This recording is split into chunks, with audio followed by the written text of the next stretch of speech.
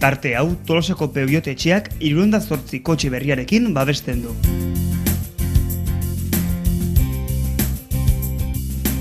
San Esteban auzoan Tolosa Motor.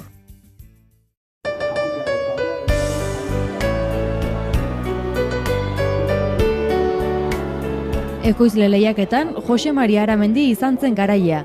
Zumaiarraren 3 kiloko lekaria enkantean jarri zuten eta 3 izan ziren enkante honetan parte hartu zutenak. Merkanto, Tolosako Babarrun kofradia eta Dastatu weborria.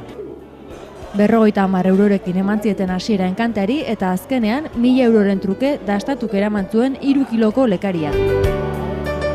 Lekari hauen truke lortutako 1000 euroak Afrikara bidaliko dituzte diru laguntza moduan.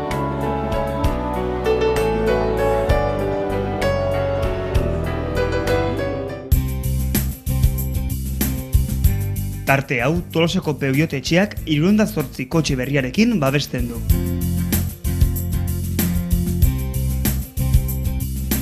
San Esteban auzoan Tolosa Motor.